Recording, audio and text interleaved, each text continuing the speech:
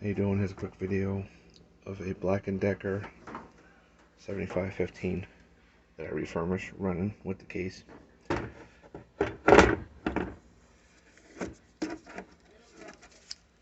Set of NOS Black & Decker blades from 1970. I have another Black & Decker blade, professional wood cutting, double edged, brand new NOS. Has the fence.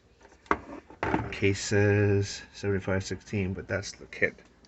And you get to hear how smooth I got this going as I cleaned it and re-oiled it, re-lubed it.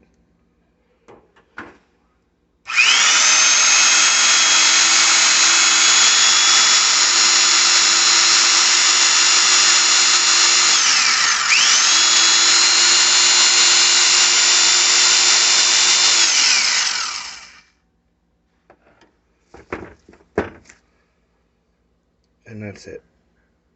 Catch you next one.